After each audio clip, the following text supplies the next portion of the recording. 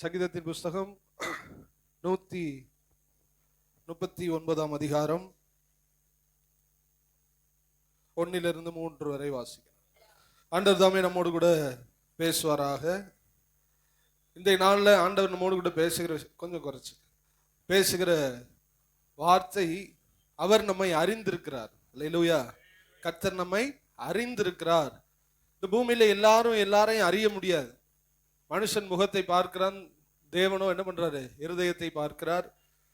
முகத்தை பார்த்து அறிகிறது சாத்தியம் அல்ல. கொஞ்சம் தான், ஒரு 50%, ஒரு 20% அல்லது 50%.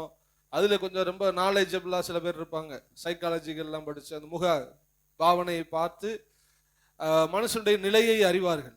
ஆனால் உண்மையிலேயே மனுஷனுடைய நிலையை அறிய வேண்டும், புரிய வேண்டும் என்றால் நம்மை படைத்த ஆண்டவரால் மாத்திரம்தான் முடியும். ஹல்லேலூயா, ஹல்லேலூயா. எத்தனை குழந்தை அழுதாலும் ஹாஸ்பிட்டல்ல இருப்பாங்க. நிறைய குழந்தைகள் பிறந்திருக்கும். அந்த ஒரு 4 நாள் 3 நாள் சிசேரியன் பண்ணா 3 நாள் 4 நாள் ஹாஸ்பிட்டல்ல இருப்பாங்க. அப்ப அந்த குழந்தை சவுண்டை வச்சு கரெக்டா தாய் என்ன கண்டுபிடிச்சிருவாங்க, இது அழுகிறது என்னுடைய குழந்தை. காரணம், அவங்க 3 நாள் பழக்கத்துல இல்லை. அது ஒரு அப்பாவுக்கு கூட அந்த சவுண்டு கண்டுபிடிக்க முடியாது. பிள்ளையுடைய சவுண்டு தானே அம்மா கண்டுபிடிக்கிற காரணம், அவங்க கருவில் இருந்த தொடர்புனால அவங்க அந்த சவுண்டை என்ன பண்றாங்க, கண்டுபிடிக்கிறாங்க. அது மாதிரியே உலகத்துல எத்தனையோ பேர் நான் உன்னை புரிஞ்சுக்கிட்டேன், நான் உன்னை அறிஞ்சுக்கிட்டேன், உன் நிலைமை எனக்கு புரியுது அப்படின்னு சொன்னாலும் உண்மைக்குமே அவங்களுக்கு புரியாது.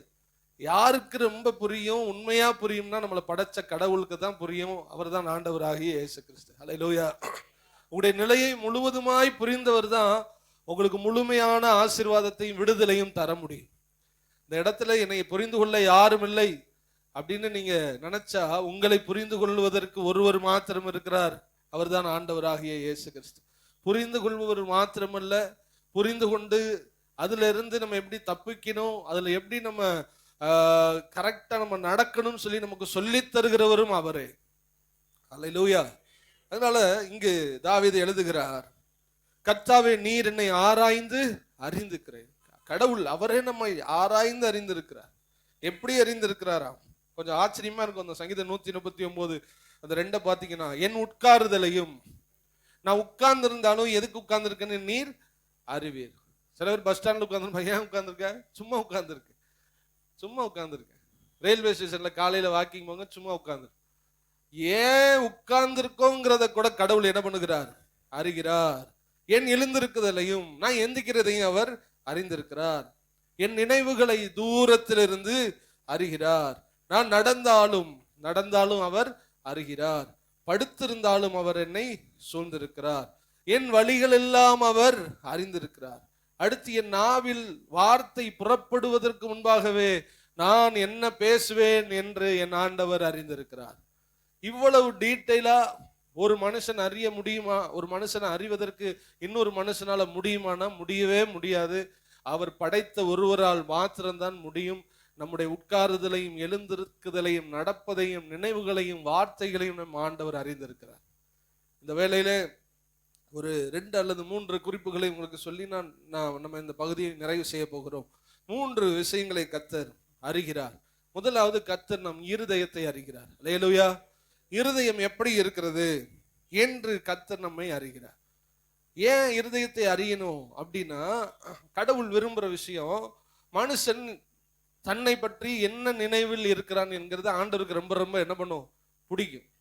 இவன் ஆசீர்வாதத்துக்காக அல்லது ஒரு கடமைக்காக இவன் என்னை தேடுகிறானா, இல்லை இவன் ஒரு சமயத்துக்காக தேடுகிறானா, அல்லது இவன் முழு உள்ளத்தோடு இவன் என்னை தேடுகிறானா என்று சொல்லி ஆண்டவர் இருதயங்களை ஆராய்ந்து பார்க்க விரும்புகிறார். ஹல்லேலூயா. அடுத்து இருதயங்களை சோதித்து பார்க்க அவர் விரும்புகிறார்.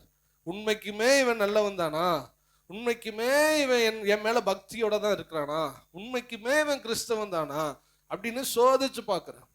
ஒரு வேலைக்கு போகணும்னா கூட இன்டர்வியூ எடுக்கிறவங்க சோதிச்சு பார்க்குறாங்க. உனக்கு என்ன வேலை தெரியும், நீ என்ன செய்வ, இவ்வளவு நேரத்துல நீ அதை முடிச்சு தருவியா அப்படின்லாம் நிறைய கேள்விகள் கேட்டுதான் ஒரு வேலையிலேயே அவர்களை வைக்கும் பொழுது படைத்த இறைவன் நம் இருதயத்தை ஆராய்கிறவராக இருக்கிறார். என்ன நினைக்கிறோம், இவன் மனசுல என்ன இருக்கு, இவன் சந்தர்ப்பவாதியா, இல்ல இவனுக்கு எந்த சோதனை வராததுனால இவன் நல்லவனா என்கிறத ஆண்டவர் பார்க்கிறார். அதை வேதம் சொல்லுகிறது. அவர் புடமிட்டு பார்க்கிறார். புடமிட்டு பார்க்கிறதுனா தங்கம் தங்கம் பியூர் தங்கம் பியூர் தங்கம் நம்ம பார்த்தாலும் உள்ள அந்த பல விஷயங்கள் அதுல கலந்திருக்கும். செம்பு அது இதெல்லாம் கலந்திருக்கும். அப்ப அழுக்கு கலந்திருக்கும். அது அக்னியில போடும்போது அழுக்கு தனியா கோல்டு தனியா என்ன பண்ணுது, பிரியுது.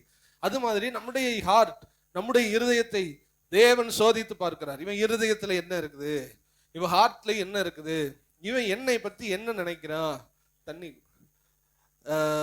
இவன் இருதயத்துல என்ன நினைக்கிறான், இவனுடைய ஆசை எதுவா இருக்கு, எல்லாத்தையும் கர்த்தர் என்ன பண்றாரு, இருதயத்தை ஹார்ட்டை சோதிச்சு பார்க்கிறார். அல்லேலூயா. ஹார்ட்டை சோதிச்சு பார்க்கறாங்களா, அதை விட நம்முடைய இருதயத்தையும் நினைவுகளையும் கர்த்தர் பார்த்து கொண்டிருக்கிறார். அல்லேலூயா. உங்களுக்கு ஆதாரமாக ஒரு வசனத்தை நான் காண்பிக்க விரும்புகிறேன். எரேமியா தீர்க்கதரிசன புஸ்தகம் 12ஆம் அதிகாரம் 1-3 வரை. பேஜ் நம்பர் சொல்லுங்க.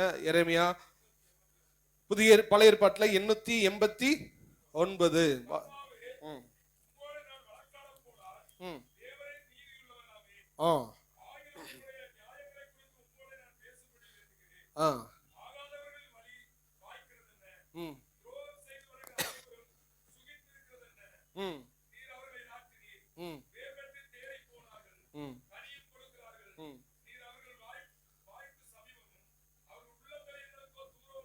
பாருங்க, நீர் அவர்கள் வாய்க்கு சமீபமும் உள்ளந்திரியங்களுக்கும் தூரமா இருக்கு. அப்படின்னா இருதயத்துல என்னை விட்டு அவன் தூரமா இருக்கிறான், வாயில அவன் பக்கத்துல இருக்கிறான். புரியுதா?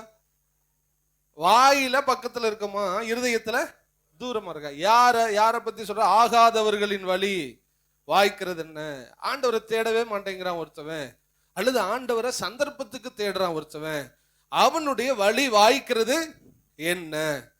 துரோகம் செய்து வருகிற அனைவரும் சுகித்திருக்கிறது என்ன? ஆசீர்வாதமாய் இருக்கிறது என்ன? நீர் அவர்களை நாட்டி நீர் வேர் பற்றி போக செய்தீர், கனியும் கொடுக்கிற. நீங்க தான் ஒரு மரம் மாதிரி அவனை நாட்டி தண்ணி ஊத்தி நல்ல ஆசீர்வாதமா இருக்கிறான். ஆனா பதில் சொல்லுகிறார், அவர்களுடைய வாய் உமக்கு சமீபமாய் இருக்கிறது. இருதயம் அப்படின்னு என்ன அர்த்தம்? இப்ப பாடுறோம்ல, நல்லவரே வல்லவரே கிருபை உள்ளவரே, நான் உங்களை நேசிக்கிற ஆண்டவரே, நான் உங்களை அன்பு செலுத்துற ஆண்டவரே, இதெல்லாம் நம்ம சொல்லிடுறோம். ஆண்டவர் நம்மள ஆசீர்வதிச்சிருக்காரு, நம்ம சொல்லிடுறோம். ஆனா நம்ம ஹார்ட் அவர் என்ன பண்றாரு, சோதிச்சு பார்க்கிறார். அதான் நம்ம ஆராய்ந்து அறிந்திருக்கிறார். என்ன பார்க்கிறாரு, இவன் எதுக்காக இவன் நம்மளை துதிக்கிறான். அல்லேலூயா.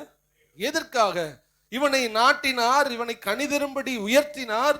நம்ம பாஷையில சொல்ல போனா, தொழில் இல்லாத நமக்கு கொஞ்சம் தொழிலை தந்தார், ஆசீர்வாதம் இல்லாத நமக்கு கொஞ்சம் ஆசீர்வாதத்தை தந்தார், செழிப்பில்லாத நமக்கு ஒரு செழிப்பை தந்தார்.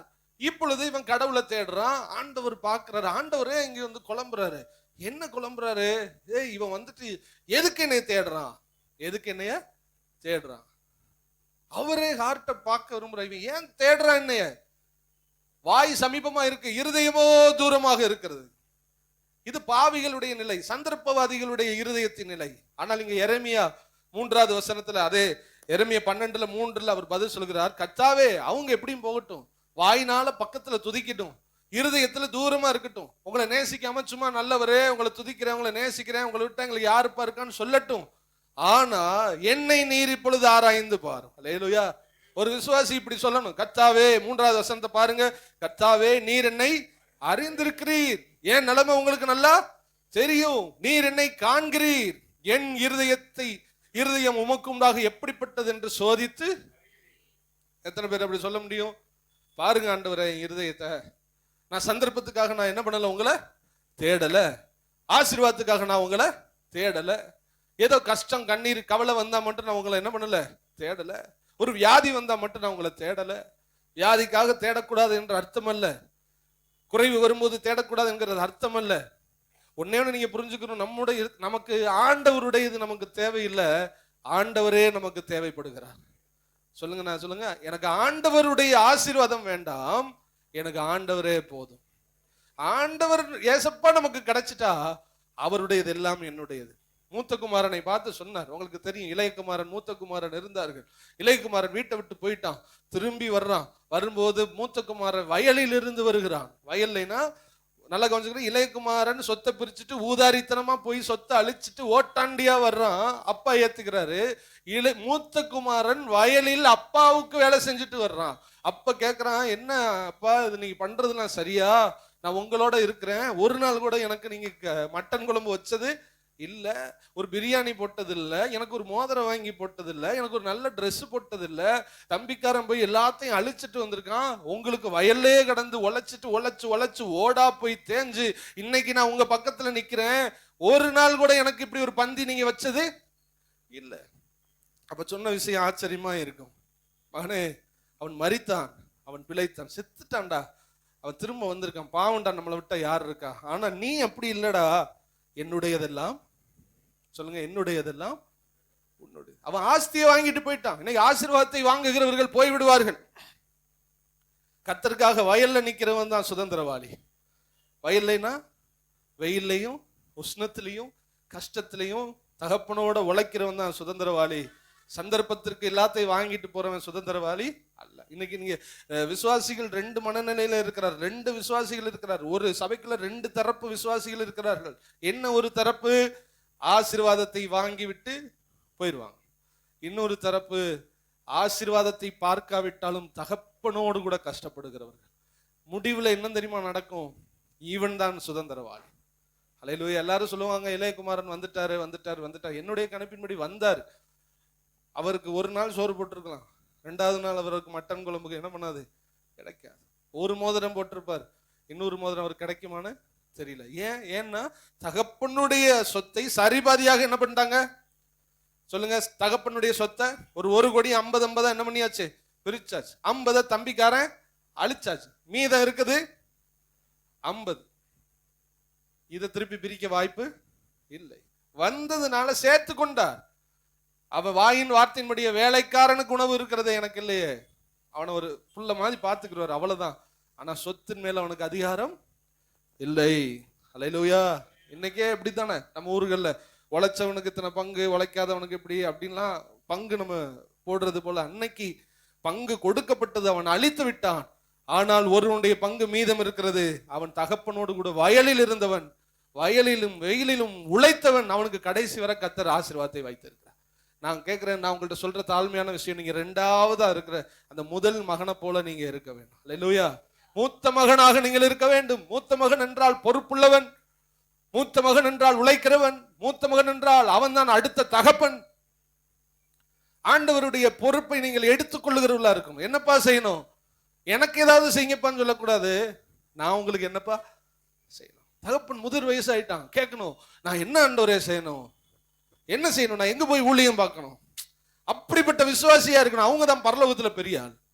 இளைய மகனை போல தாங்க தாங்கன்னு சொல்லிட்டு போய்கிட்டு இருக்கிறவங்களுக்கு எல்லாம் பரலோகத்துல பங்கு கிடையாது. மூத்தவனை போல் கர்த்தருக்காக உழைக்கிறவன், வயல்ல நிக்கிறவன், சுவிசேஷம் அறிவிக்கிறவன், சபைகள்ல போய் பிரசங்கிக்கிறவன், பாட அனுபவிக்கிறவன், சபையை கூட்டுறவன், பெருக்கிறவன், ஆண்டவருக்காக கொடுக்கிறவன், இவங்க தான் ஆண்டவருடைய கஷ்ட நஷ்டத்தில் நின்றவர்கள். பிரயாசப்பட்டு பலன் அடைந்தவன், பிரயாசப்பட்ட முதல்ல என்ன பண்ணணும், பங்கு அடைவேன். அல்லேலூயா. அப்ப சொல்றாரு, அவர்களை நீர் நாட்டினீர், வேர் பற்றினார்கள், அவர்கள் கனி கொடுத்தார்கள், ஆனால் அவர்கள் வாய்க்கு நீர் சமீபமா இருந்தீர், அவர்கள் உள்ளந்திரியங்களுக்கோ. கீழே சொல்றார், நானும் அப்படி இல்லை கர்த்தாவே, நீர் என்னை அறிந்திருக்கிறீர், என்னை காண்கிறீர், என் இருதயம் உமக்கு முன்பாக எப்படிப்பட்டது என்று சோதித்து அறிகிறீர். அல்லேலூயா. இன்னைக்கு நீங்க உங்க இருதயத்தை சோதித்து அறிய வேண்டும். ஆண்டவர் சமூகத்துல நீங்க ஒப்பு கொடுங்க, ஆண்டவரே என் இருதயம், இன்னைக்கு நீங்க என் இருதயத்தை நீங்க என்ன பண்ணுங்க, பாருங்க நான் எதுக்கு தேடுறேங்கிறத இன்னைக்கு எனக்கு சோதிச்சு பாருங்க. இதுவரை நான் வேறு விதமா வாழ்ந்திருக்கலாம், இனி உம்முடையது அல்ல, நீரே எனக்கு சொந்த ஆண்டவர். எத்தனை பேர் சொல்ல போறீங்க? அல்லேலூயா, அல்லேலூயா. நீங்களே எனக்கு சொந்த ஆண்டவர், நீங்களே எனக்கு ஆசீர்வாத ஆண்டவர். ஒரு தாய் தகப்பனை, வயதான தாய் தகப்பன் இருக்காங்கன்னு வச்சுக்கிறீங்களேன், பார்ப்பதில் பல நோக்கம் ஒன்று இருக்கிறது. கடைசி காலத்துல பார்த்தா அந்த சொத்து என்ன பண்ணுது, அவங்களுக்கு கிடைச்சிரும் சொல்லி சிலர் பார்ப்பார்கள். சிலர் பார்த்ததுனால நமக்கு ஏதாவது எழுதி வைப்பாங்கன்னு பார்ப்பாங்க. ஆனா முழு இருதயத்தோடு எதையும் எதிர்பாராமல் ஒரு தாய் தகப்பனை பார்க்கிறது போல் கடவுள்கிட்டையும் ஏதாவது தருவார்னு என்னைக்கு அவரை நேசிக்கவே கூடாது. அவர் தருவார், வியாதியை மாற்றுவார், கண்ணீரை துடைப்பார், அப்படித்தான் நம்ம சபைக்குள்ள வந்தோம். வந்ததுக்கு அப்புறம் மூத்த மகனா என்ன பண்ணிடணும்? மாறிடணும். அப்பா நான் என்ன செய்யணும் உங்களுக்கு சொல்லுங்க ஆண்டவரே, உங்களுக்காக நான் என்ன பண்ணணும் சொல்லுங்க ஆண்டவரே, நான் உங்களுக்காக என்ன பிரயாசப்படணும் சொல்லுங்க, என்னிடத்துல உங்களுக்கு என்ன தேவைப்படுது சொல்லுங்க ஆண்டவரே, நீர் அனுப்புகிற இடத்துக்கு நான் போகிறேன், நீ பேச சொல்லுகிற இடத்துல பேசுகிறேன், நீ பார்க்க சொல்லுகிற நபரை நான் பார்க்கிறேன். அல்லேலூயா. சிறுபிள்ளைத்தனமா இருக்கக்கூடாது. வடிவேல் சொல்ல சின்ன பிள்ளைத்தனமா இருக்காதப்பான்னு சொல்ல, சின்ன பிள்ளைத்தனமா சபைக்குள்ள என்ன பண்ணக்கூடாது? இருக்கக்கூடாது. ஒரு மூத்த குமாரனை போல் நம்மளை நம்பணும் கர்த்தர். அல்லேலூயா. நம்மளை நம்பணும். அப்படி யாங்கோவா பாத்துக்கிடுவான், இந்த ஜான்பாலா பாத்துக்கிறோம். ஜான்பாலா நம்பி ஒரு ஊழியத்தை கொடுத்துருக்கு, யாங்கோ நம்பி கொடுத்துருக்கு, ரோடஸை நம்பி, டேவிட்டை நம்பி, மாமாவை நம்பி கொடுத்துருக்கு. அவங்க பாத்துக்கிருவாங்கன்னு கடவுள் நம்மளை நம்புற இடத்துக்கு நம்ம என்ன பண்ணணும்? வரும். சில பேர் கடைக்கு அனுப்பிட்டு அவன் என்னத்த வாங்கலாம் தெரியாது, என்ன படபட இந்த பயில்கிட்ட 10,000 ரூபாய் கொடுத்து இந்த பெயிண்ட்டுலாம் வாங்கிட்டு வர, அவன் என்னத்தை வாங்கிட்டு வரப்போறானோ, போய் பில்லு சரியா பார்க்காம அதை என்னத்தையாவது வாங்கி என்னத்தையா வாங்கி நஷ்டத்தை ஏற்படுத்துறோம். அப்படி அனுப்புனா நம்மளை காரியத்தை வாக்க பண்ணிட்டு என்ன பண்ணிடணும்? நான் உலக காரியத்துல சொன்ன அந்த பெயிண்ட் எடுப்பான் நான் தான், அப்படி போய் சொதப்பிட்டு வந்துடுவேன். ஆனா ஆண்டவர் காரியத்துல மூத்த மகனாக இருக்க கர்த்தர் எனக்கு கிருபை செய்தார். அல்லேலூயா. உலகத்திலே நம்ம போய் சொதப்பிட்டு வந்தது உண்மை. ஆனா ஆண்டவர் காரியத்துல போய் சாதிக்கும்படி கர்த்தர் கிருபை செய்திருக்கிறார். ஆண்டவரே என்னை நீங்க நம்புற இடத்துக்கு நான் இருக்கு, நீர் என்னை அறிந்திருக்கிறீர், என்னை காண்கிறீர், என் இருதயம் உமக்கு முன்பாக எப்படிப்பட்டது என்று சோதித்து நம்மள ஆண்டவர் நம்பணும். அல்லேலூயா. இரண்டாவது விஷயத்துக்கு நம்ம போகிறோம். 1 சாமுவேல் 1ஆம் அதிகாரம் 13. 1 சாமுவேல் 1ஆம் அதிகாரம் 13. வாசிங்க.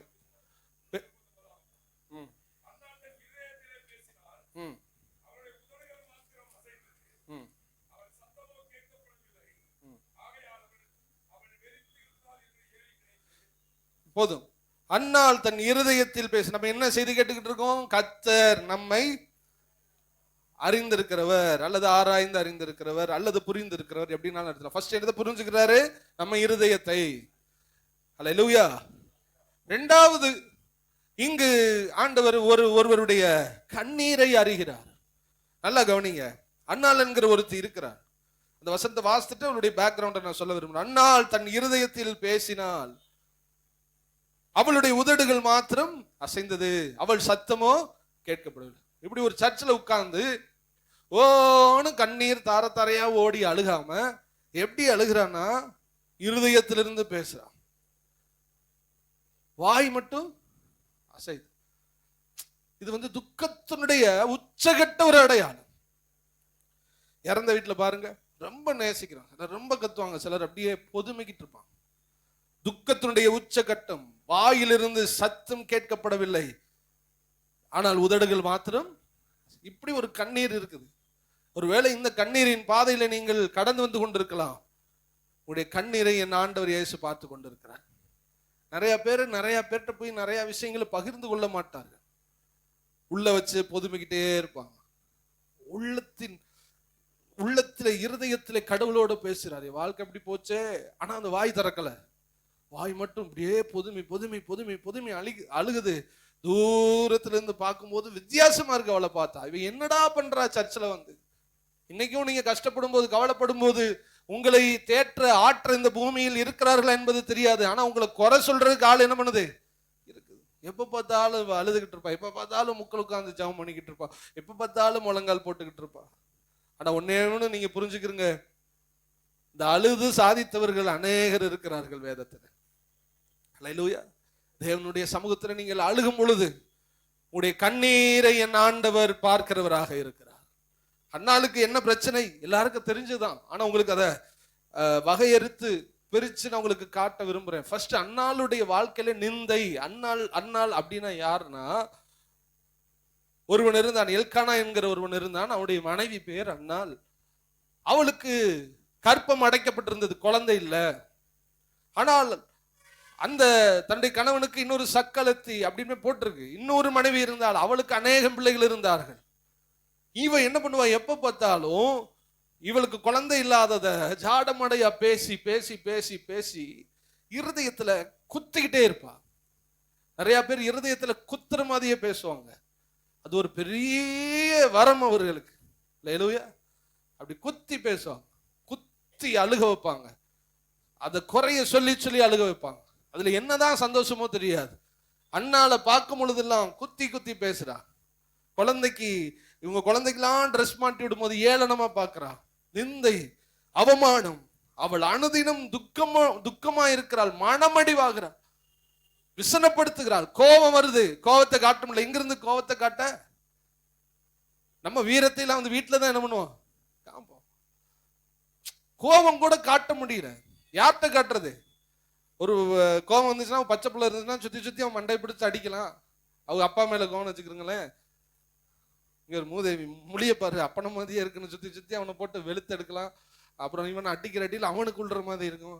இப்படி ஏதாவது பண்ணலாமே. இவன் கோபத்தை எங்கேயுமே என்ன பண்ண முடியல. இவன் கணவனை நேசிக்கிறான், கணவனையா போட்டு அடிக்கிறது, செவுத்த போட்டு அடிக்கிறதா? இவ கோபத்தை வெளிக்காட்டாத நல்ல ஸ்திரீயா இருந்திருக்கிறார். ஒருவேளை அதனால கூட கர்த்தர் சீக்கிரத்தில் அவளுக்கு அற்புதத்தை செய்தார். அவ டென்ஷன் பண்றா, குழந்தை இல்லை அவனுக்கு, குழந்தை இல்லை அவனுக்கு, குழந்தை இல்லை, ஏளனமா. தின்பண்ட இருந்துச்சுன்னா பிள்ளைங்களா நீ சாப்பிடு, நல்லா சாப்பிடு அப்படின்னு சொல்றது. அவ உன்னை பாத்துறாமா, பிள்ளை இல்லாதவ பார்த்துட்டா உனக்கு என்ன பண்ணாரு, வயிற்று கூட இறந்தா. எனக்கு தெரிஞ்சு ஒருத்தவங்க இருந்தாங்க, அவங்க குழந்தை இல்லை, சின்ன பிள்ளைகளோட விளையாடுவாங்க. அப்போ உங்க சொந்த மாமியாரே சொல்லுவாங்களாம், நீ இப்படியே குழந்தையோட விளையாண்டுக்கிட்டு உனக்கு எங்க குழந்தை தரப்போறாரு ஆண்டவர், அதோட விளையாடுறத விட்டுருவாங்க. அப்புறம் சொல்லுவாங்க, நீ இப்படி குழந்தைகளையே நேசிக்கவே செய்யாத, உனக்கு எப்படி குழந்தைய தருவாரு? யாரு? மாமி. குழந்தையோட விளையாண்டா சின்ன பிள்ளைத்தனமா திடீர் உனக்கு குழந்தைய, சின்ன பிள்ளைத்தனமா தெரிஞ்சா உனக்கு எங்கிட்டு கூடி குழந்தை வரும். அப்படி குழந்தைகளை தொடலைனா, குழந்தைய தொடவே மாட்டேங்கிற, தீண்ட மாட்டேங்கிற உனக்கு எப்படி குழந்தை கிடைக்கும்? யாரு சொல்றது பாருங்க, மருமகளை. இன்னைக்கு அநேகர் வீட்டுல நிந்தைகள், அவமானம், குத்தி காட்டுறாங்க பிரதர், பொடி வச்சு பேசுறாங்க பிரதர், சாடமடையா பேசுறாங்க பிரதர். தாங்க முடியல, அழுதுகிட்டு இருக்கேன், அவமானப்படுறேன் அப்படின்னா அதே நிலைமைதான் அன்னாளுக்கு அந்த நாளில இருந்தது. அல்லேலூயா. இரண்டாவது, கணவன் பார்க்கிறாரு, ஆறுதல் சொல்றாரு. அவள் புருஷனோ எல்கானா அவனை பார்த்து, அண்ணாலே ஏன் நீ என்ன பண்ற, அழுகிற, ஏன் நீ சாப்பிடாமையே கிடக்குற, ஏன் நீ கவலையா இருக்கிற, உனக்கு 10 புள்ள இருந்தாலும் நான் உனக்கு அதை விட பெருசு. அவர் பேசுவார் டைலாக், 10 புள்ள இருந்தாலும் நான் உனக்கு பெருசு இல்லையா, உனக்கு எதுக்கு புள்ள, நானே புள்ள மாதிரி தானே. வெளியிடத்துல நடமாட முடியல.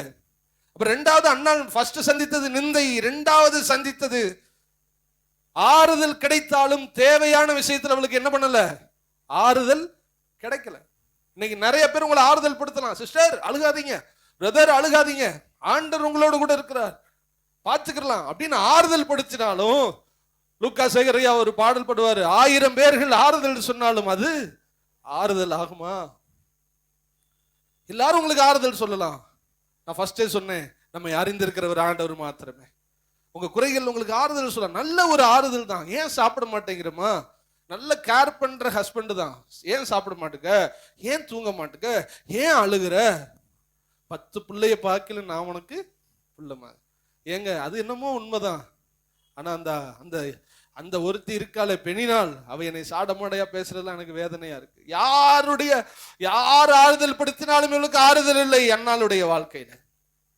அடுத்து சபைக்கு வர்றார், சபைக்கு வந்து ஜெபம் பண்றா. எப்படி ஜெபம் பண்றா? அழுது கத்தி ஜெபம் பண்ணல, பொதுமி ஜெபம் பண்றா, ஏங்கி ஜெபம் பண்றா. ஏலி அவருக்கு கண்ணு தெரியல, உட்கார்ந்துக்கிட்டு பார்த்தா போதையில் இருக்கிற மாதிரியே இருந்திருக்கு. அவ கேட்கிறாரு, நைட் அடிச்ச குவார்டர் இன்னும் உனக்கு இறங்கலையா அப்படின்னு எழுதி இருக்கு. நீங்க என்ன பாருங்களேன், நைட் அடித்த குவார்டர் உனக்கு அப்படின்னு இல்ல, நீ உனக்கு இன்னும் அவளை நோக்கி நீ எது வரைக்கும் அப்படின்னா, எது வரைக்கும் நீ போதையில் இருப்ப, உன் குடியை உன்னை விட்டு. சரியான வெளிப்பாடு உள்ள ஒரு ஊழியக்காரர்ல ஆவியில நிறைஞ்ச ஆண்டரோட இல்லைன்னா இப்படிதான் மாத்தி வெளிப்பாடு கொடுக்க வேண்டியது. ஆண்டரோட இருந்தா கண்டிப்பா கரெக்டான வெளிப்பாடு வரும். ஏலியுடைய கண்கள் மறைக்கப்பட்டது காரணம், அவ ஆவிக்குரிய கண்கள் மூடப்பட்டது. அவருடைய அபிஷேகத்தை இழந்து போனான். ஆண்டுடைய ஊழியத்தை செய்கிறவர்கள், ஆண்டுடைய வேலை செய்கிறவர்கள், விசுவாசிகள் கவனமா இருங்க. அபிஷேகத்தை இழந்தா கண்ணை இழந்துரும். கண்ணை இழந்துட்டா நிதானத்தை என்ன பண்ணிடுவோம், மாத்தி நீங்க ஒர்க் பண்ற மாதிரி ஆயிரும். ஆவிக்குரிய கண்கள் எப்பொழுதும் திறந்திருக்கணும், ஆண்டரோட இருக்கணும். அப்பொழுதுதான் நீங்க செய்கிறது எல்லாவற்றையும் கர்த்தர் வாய்க்க பண்ணுவார். நான் உனக்கு போதித்து நீ நடக்க வேண்டிய வழியை நான் உனக்கு, என் கண்ணை உன்மேல் வைத்து, கண்ணுனாவே அபிஷேகம், கண்ணுனாலே ஆண்டருடைய நடத்துதல். கண்ணு இப்ப கூட கண்ணாடி போட்டுக்கலாம் நீங்க, ஆனா ஆவிக்குரிய வாழ்க்கையில் உங்க கண்ணு மங்கள மாறவே கூடாது. மாத்தி சொல்றான், என்ன சொல்றான்? நீ எது வரைக்கும் விரித்திருப்பாய், உன் குடியை உன்னை விட்டு விலக்கு. அப்படியே. அப்ப ரெண்டாவது விஷயம் என்னன்னா, ஃபர்ஸ்ட் எல்லாரும் நிந்திச்சாங்க. ரெண்டாவது யார் கொடுக்கிற ஆறுதலும் அவளுக்கு ஆறுதல் என்ன பண்ண முடியல, தர முடியல. மூன்றாவது யாரும் அவளை முழுமையாய் புரிந்து கொள்ளவே இல்லை. இன்னைக்கு நீங்க புரிஞ்சுக்கிறீங்க, உங்க நிந்தையை யாருனாலையும் மாத்த முடியாது, யாரும் உங்களை முழுசா புரிஞ்சுக்கிற முடியாது, யாரும் உங்களுக்கு தேவையான ஆறுதலை தரவே முடியாது. மனுஷரிடத்துல ஆறுதல் தேடி போகாதிருங்கள். யாரும் என்னை புரிஞ்சுக்கிருவாங்க நீங்க நினைக்காதீங்க. தாயுடைய வயிறும் பிள்ளையுடைய வயிறும் வேறு என்று சொல்வார்கள். அவங்க லைஃபை பார்த்துட்டு போயிடுவாங்க. ஆனா நம்ம எல்லாருக்கும் தாயாய் தகப்பனாய் இருக்கிறவர் தான் உங்களை அறிந்தவர், உங்களை புரிந்தவர், உங்களை விடுவிக்கிறவர், உங்கள் மேல் கரிசனை உள்ள தேவனாய் இருக்கிறார். ஹல்லேலூயா. இவளுக்கு தெரிஞ்சு போச்சு, நம்ம சத்தம் வெளியில கேட்டு பிரயோஜனமே இல்ல, நம்ம அழுகையை யார்கிட்ட அழுதுருவோம், பேசாம ஆண்டவர்கிட்ட அழுதுருவோம்னு அழுதா பாருங்க. ஹல்லேலூயா. இன்னைக்கு எத்தனை பேர் கஷ்டத்துல, கவலைகள்ல, நோய்கள்ல இந்த இடத்துல நீங்க உட்கார்ந்து இருப்பீங்கன்னா உங்களை பார்த்து கர்த்தர் சொல்ற வார்த்தை, உனக்கு யாரும் ஆறுதல் தர முடியாது, யாரும் உனக்கு விடுதலை தர முடியாது, யாரும் உனக்கு உன்னை முழுமையாய் புரிந்து கொள்ள முடியாது. ஒரு பலவீனம் வந்துருச்சுன்னா, ஒரு நஷ்டம் வந்துருச்சுன்னா நம்மளை பார்த்து சொல்லுவாங்க, அன்னைக்கே தெரியும் இவன் ஆடுன ஆட்டத்துக்கு இது வந்துருச்சு. ஹல்லேலூயா. அன்னைக்கே சொல்லுவாங்க, ரொம்ப பெருமையா இருந்தான், அதான் தொழில் அடி வந்துருச்சு. இவன் என்னென்னலாம் நமக்கு குறைகளை தான் அள்ளி தூவாங்க. ஆனா நம்மளை புரிந்து கொண்ட ஆண்டவர் மாத்திரமே அதற்கு என்ன செய்ய வேண்டும் என்பதை நமக்கு தந்து நம்மை விடுவிக்கிறவராய் இருக்கிறார். காரணம், அவர் நம்முடைய தாயாய் தகப்பனாய் இருக்கிறவர். ஹல்லேலூயா. அப்ப சத்தத்தை ஆண்டவரிடத்தில் காண்பித்தால், மனுஷனுக்கு அந்த சத்தம் என்ன பண்ணல, கேட்கல. இருதயத்தை அறிந்தவர் அன்னாளுடைய சத்தத்தை கேட்டார். ஆண்டவர் இப்பொழுது ஏலி மூலமாக பேசுகிறார். தேவனிடத்தில் நீ சமாதானத்துடனே போ, நீ இஸ்ரவேலின் தேவனிடத்தில் உன் விண்ணப்பத்தின்படி அவர் உனக்கு கட்டளையிடுவாரா. அல்லேலூயா. கரங்களை வைத்து அல்லேலூயா சொல்லுங்க. இரண்டாவது விஷயம் புரிஞ்சுக்கிறங்க, உங்களுடைய எல்லா நிலைகளையும் புரிந்தவர் நம்முடைய ஆண்டவர் மாத்திரமே. யாரும் உங்களை முழுசா புரிய முடியாது, யாரும் உங்களுக்கு ஆறுதல் தர முடியாது, யாரும் உங்க நிந்தையை மாற்ற முடியாது. உங்களுடைய கண்ணீர் சத்தம் கடவுளுக்கு கேட்கட்டும். என்னை நோக்கி கூப்பிடு, நான் உனக்கு அறியாததும் எட்டாததுமான பெரிய காரியங்களை நான் செய்வேன். கண்ணீரோடு விதைக்கிறவர்கள் கம்பீரமாய் இருப்பார்கள். என்னென்ன காரியத்தில் கஷ்டப்பட்டு கொண்டிருக்கிறீர்கள், உங்களுடைய சத்தம் அந்தரங்கத்தில் இருக்கிற பெர்சனலா பார்க்கிற உங்கள் தகப்பனிடத்தில் உங்கள் சத்தம் கடந்து போனால் வெளியரங்கமாய் கர்த்தர் உங்களுக்கு ஒரு விடுதலையை தருவார். ஊர்ல போய் அழுதுட்டு, மத்தவங்கள்ட்ட போய் அழுதுட்டு, மத்தவங்கள்ட்ட அழுது எங்களுக்கு ஏதாவது செய்யுங்கன்னு நீங்க சொல்லி உங்களுக்கு முழுமையான விடுதலை வாங்க முடியாது. எந்த மனுஷன் தேவ சமூகத்துல உட்கார்ந்து, ஜபத்துல உட்கார்ந்து, ஆலயத்துல உட்கார்ந்து கடவுளை மாத்திரம் நோக்கி ஜபிக்கிறானோ அவனுடைய வாழ்க்கையில கர்த்தர் சீக்கிரமாய் விடுதலை தருவார். எத்தனை பேர் விசுவாசிக்கிறீங்க? ஹல்லேலூயா. ஆண்டவர் சொன்னா, நீ போ, ஏலி மூலமா சமாதானத்தோடு போ, நீ என்ன கேட்டியோ அதை கர்த்தர் உனக்கு. அப்பொழுது அவளுக்குள்ள விசுவாசம் வந்துச்சு. ஆண்டவர் பேசிட்டு அவங்களுக்கு ஒரு விசுவாசம் வரும். அவளுடைய முகம் மலர்ந்தது, துக்க முகமாக இருக்கவில்லை. அடுத்த ஆண்டு அதே டயத்துல கர்த்தர் அவளுக்கு ஒரு குழந்தையை தந்தார். வந்தான் சாமுவேல். ஹல்லேலூயா. சாமுவேல் சாதாரணமானவன் அல்ல, கண்ணீரில் பிறந்தவன், தேவனால் கொடுக்கப்பட்ட பிள்ளை. அவன் தான் இஸ்ரவேலுடைய கிங் மேக்கர், ராஜாக்களை உருவாக்குகிற தீர்க்கதரிசியாய் மாறினான். சவுல் என்கிற முதல் ராஜாவை உருவாக்கினவன், அவனை ஏற்படுத்தினவன் அவனே. தாவீதை ஏற்படுத்தினவன் அவனே. அவன் தீர்க்கதரிசியாகவும் இருந்தான், அவன் அரசனை போலவும் இருந்தான், அவன் ஆசாரியனாகவும் இருந்தான். 3 ஊழியங்களும் அவன் தலையின் மேல் இருந்தது. எப்படிங்க வந்துச்சு? அது மனுஷனிடத்துல கண்ணீர் வெடிச்ச அந்த விடுதலை, அந்த ஆசீர்வாதம் வரல, தேவனிடத்துல கண்ணீர் வெடிச்சதுனால வந்துச்சு. இந்த ராத்திரி வேளையில் இந்த சத்தத்தை கேட்டுக்கொண்டிருக்க சகோதரனே, சகோதரியே, உங்களுக்கு என்ன கஷ்டமோ, கவலையோ, கண்ணீரோ, உங்களுக்கு நிரந்தரமான ஒரு ஆசீர்வாதம் வேணும்னா நீ ஏசப்பா சமூகத்துல அழுது விடு. கர்த்தர் உனக்கு காரியங்களை வாய்க்க பண்ணுவார். நீங்க மனுஷன்ட்ட அழுதா, நான் சொல்றேன், 2100 2026 2100 வந்தாலும் நீங்க என்ன பண்ணிக்கிட்டே இருப்பீங்க? அழுதுகிட்டு தான் இருப்பீங்க. ஆண்டவர்ட்ட அழுங்க, அவரே உன் கண்ணீரை துடைப்புவார். பாடல் வேலையில சகோதரர் பாருங்க, கண்ணீர் துடைக்கும் காருண்யமே, மன்னித்து மறக்கும் தாய். நம்முடைய கண்ணீரை துடைக்கிறவர் நம்முடைய ஆண்டவராகிய இயேசு கிறிஸ்து. அல்லேலூயா. மூன்றாவது விஷயத்தை பார்த்து நாம் நிறைவு செய்வோம். எத்தனை பேருக்கு செய்தி புரியுற மாதிரி இருக்குதா? அல்லேலூயா. மூன்றாவது விஷயம் பேதுருடைய வாழ்க்கையில மத்தேயு 26ஆம் அதிகாரம் 69வது வசனம். சீக்கிரம் வாசி. புதிய ஏற்பாடுல 42வது பக்கம் 43.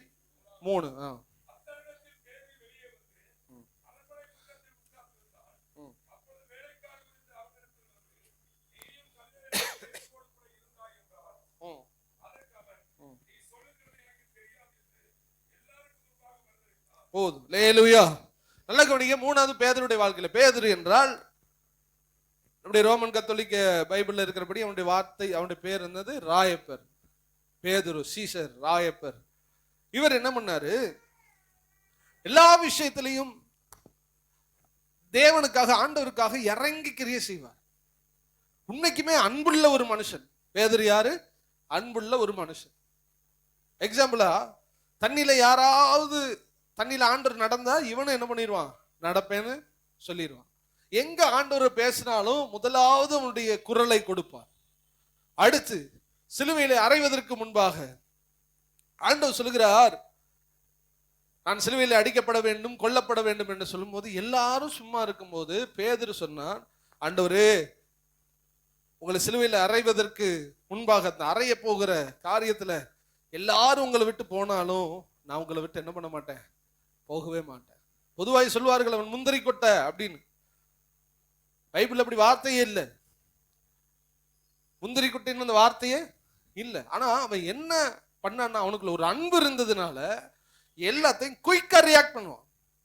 இப்ப என்னை ஒரு ஆள் அடிக்க வருதுன்னா, நீங்க எல்லாரும் உட்கார்ந்துருக்கீங்கன்னா ஒருத்தன் மட்டும் டக்குன்னு வந்து அவன் சட்டையை பிடிப்பான். அப்ப இதுக்கு பேர் முந்திரி கொட்டை இல்ல, அன்பு. பேதுரு இப்படி ஆண்டவருக்கு என்ன நடந்தாலும் ஃப்ரண்ட் லைன்ல போய் டக்கு டக்கு டக்குன்னு நிற்பான்.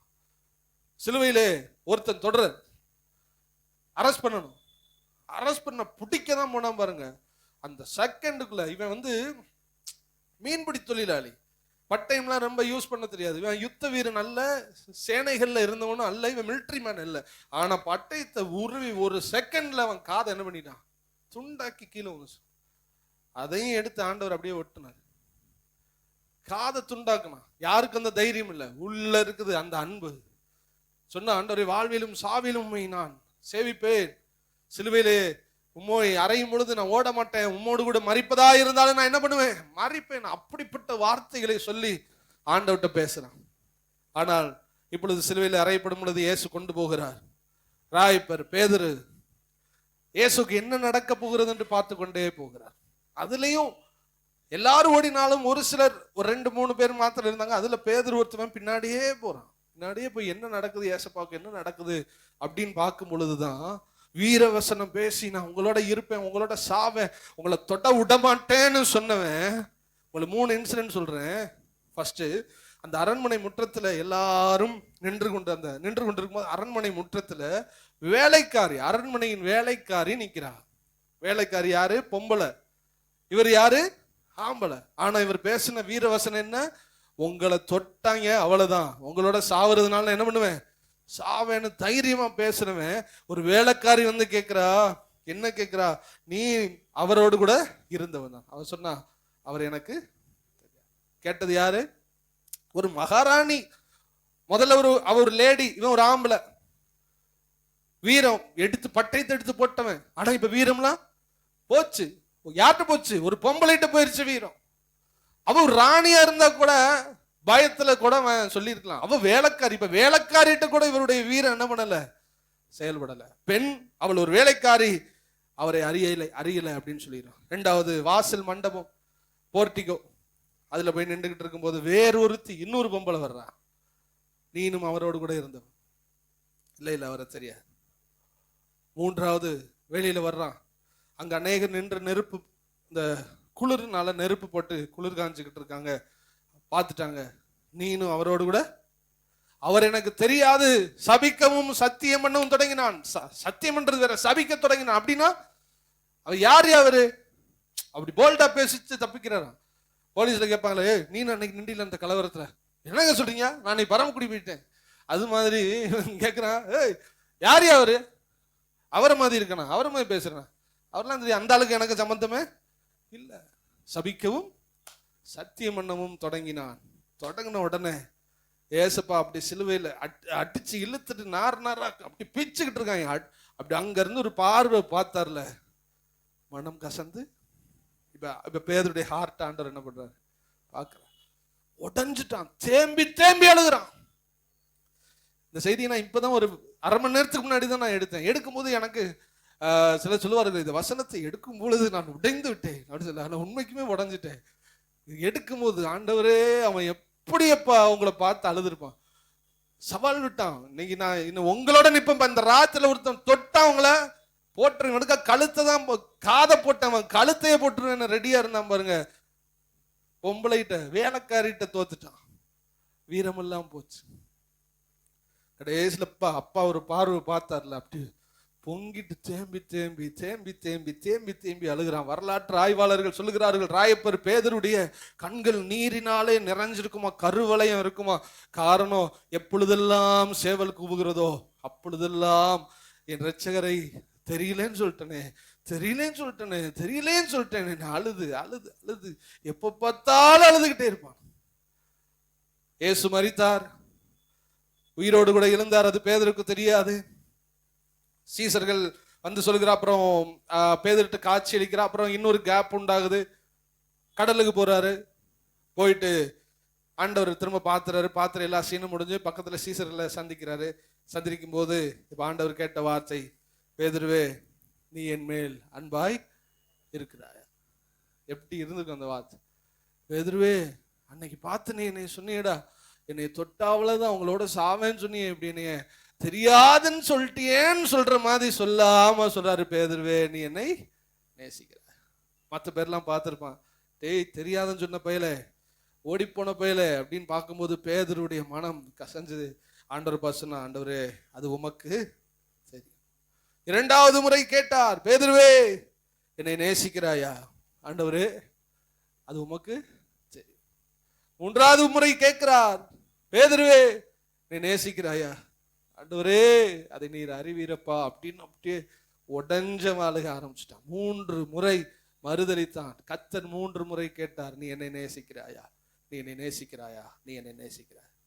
சொன்னதுக்கு அப்புறம் நெக்ஸ்ட் வேர்ட் அவனுக்கு கர்த்தர் சொல்லுவாரு, பேதுருவே என் ஆடுகளை மேய், ஆட்டுக்குட்டி மேய் எல்லாம் சொல்லிட்டு கீழே சொல்லுவார், பேதுருவே சின்ன வயசுல நல்லா கையிலேயே வரைஞ்சு கட்டிட்டு கச்சை கட்டிட்டுனா அவங்க நீல நைட்டி மாதிரி போட்டிருப்பாங்க, தொல்லைன்னு அங்கிட்டு இங்கிட்டு போகும். அப்போ வந்து என்ன பண்ணுவாங்க, கச்சை கட்டி அப்படியே பயங்கரமா அந்த ஃபிட்னஸோட அப்படி போவாங்க. அப்ப ஆண்டவர் சொல்றாரு, நீ கச்சையை கட்டிட்டு இடுப்புல உன்னுடைய அறையை கட்டி கொண்டு நீ வந்து தைரியமா உன் இஷ்டப்படி எல்லா இடத்துக்கும் போனடா. ஆனா முதிர் வயது ஆகும் பொழுது ஓ அறையை ஒருவன் கட்டுவான், உன் கையில் ஒருவன் விலங்கிடுவான், உன்னையும் என்னை போல ஒரு சிலுவை பாதையிலே கொண்டு போவான், நீ விரும்பாத ஒரு இடத்துக்கு உன்னை கொண்டு போய் சிலுவையிலே அடிப்பார்கள் சொல்லிட்டு அவனை அப்படி ஒரு பார்வை பார்த்திருப்பாரு. இப்ப சொல்லுவியா நீ என்னைய நேசிக்கிறாய்? அல்லேலூயா. அப்ப பேதுருக்கு நான் சொல்ல ஒரு பாயிண்ட் புரிஞ்சுக்கிறேன். பேதுருக்குள்ளே விலை மதிப்பில்லாத ஒரு அன்பு இருந்தது. ஆனால் சந்தர்ப்ப சூழ்நிலை பேதுரு இயேசுவை மறுதலிக்கிற இடத்துக்கு வந்து விட்டது. ஏசப்பாவுக்கு வாழ ஆசை, ஏசப்பாவுக்கு உயிரை கொடுக்க ஆசை. பேதுரு பொய்யே சொல்லல, நல்லா கவனிக்கணும், உயிரை கொடுக்க ஆசை. ஆனா பேதுருக்குள்ளே சந்தர்ப்பம் விளையாடி விட்டு, பேதுருக்குள்ளே பலன் இல்லை. இந்த வார்த்தை தயவு செய்து அப்படியே உள்வாங்க. பேதுருக்கு ஏசப்பாவுக்காக சாக கூட ஆசை, ஆனா சூழ்நிலை கண்டு அவன் அந்த காரியத்தை என்ன பண்ண முடியல, செய்ய முடியல. ரெண்டாவது அவனுக்கு பலன் இல்லை. இன்னைக்கு நம்ம சாப்டருக்கு வர்றேன். நம்முடைய வாழ்க்கையிலையும் நம்ம ஆண்டவரை நம்ம ரொம்ப ரொம்ப நேசிக்கிறோம். ஆனா நமக்கும் சில வேளைகளில் சந்தர்ப்ப சூழ்நிலையில சில பிரியமில்லாத பாவங்களை நம்ம என்ன பண்ணிடுறோம், ஆண்டவருக்கு முன்னாடி செஞ்சிடும், துக்கப்படுத்திடும், அவரை அறியாது என்று சொல்லிவிடுகிறோம். வாலிப நாட்களே இச்சையின் போராட்டங்கள், அந்தரங்க பாவங்கள், செக்சுவல் சின்ஸ், கவர்ச்சி, திரைப்படங்கள் போதும். ஆண்டவருக்கா வாழும் நினைப்பான் ஒரு வாலிபன். ஒரு கன்வென்ஷன் கூட்டத்தில் போய் அழுகுவான். பேதுரு சொன்ன மாதிரி வாழ்விலும் தாழ்விலும் நம்ம விட மாட்டேன். வெளியில வருவான், சோதனை சிக்குவான்.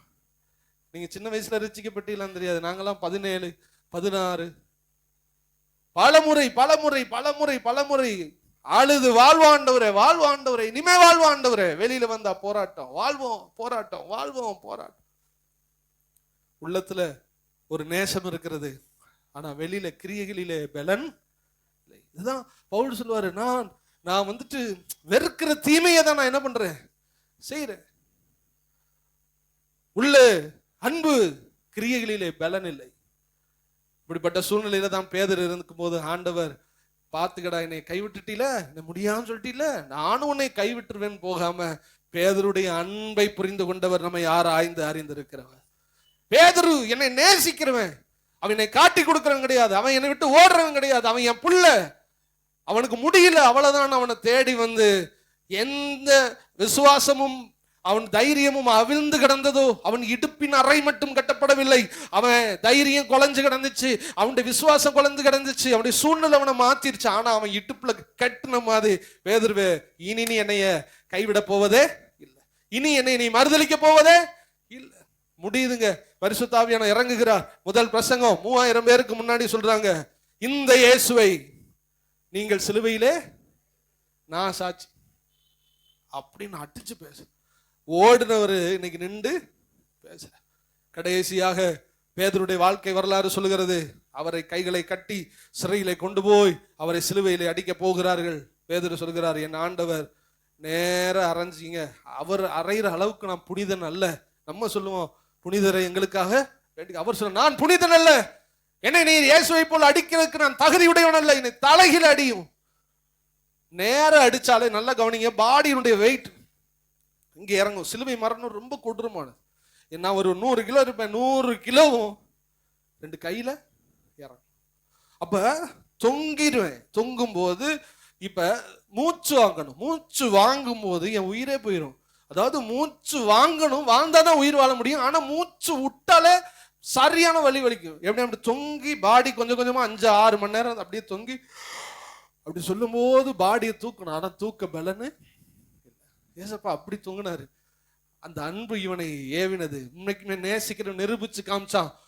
என்ன சொன்னா, என்ன தலையில இப்ப தலையில நீங்க சும்மா நின்று பாருங்க. இன்னைக்கு போய் எல்லாரும் தலையில நில்லுங்க, தலை கிண்ணு நிக்க முடியாது, ரத்த ஓட்டம் ஃபுல்லா மண்டைக்கு இறங்கும். பேதுரு தலையில தொங்கி சிலுவையில பேதுரு மரித்து போனான். வாழ நினைச்சான் ஆசை, ஆனா வாழ பலன்னு இல்ல. கடவுள் விட்டுருவாரா, மறந்துடுவாரா? உன் உள்ளத்தை அறிகிறவர், உங்க உள்ளத்தை அறிகிறவர். சில பேர் திமிருக்குன்னு பாவம் செய்வான், சிலரு பாவம் செய்ய விருப்பம் இல்லாமலே பாவம் செய்வான். நான் சொல்றேன், இந்த பாவம் செய்யாம விருப்பம் இல்லாம பாவம் செஞ்சு அழுதுகிட்டு இருக்கானே, கர்த்தர் அவனை சீக்கிரத்துல பரிசுத்தவானாக மாற்றுவார். நான் சொன்ன எந்த பலவீனமோ, எந்தெந்த காரியத்துல நாங்க சின்ன வயசுல ஸ்ட்ரகிளா இருந்தோமோ, கர்த்தர் எங்களுக்கு இந்த நாளில விடுதலை தந்திருக்கிறார்.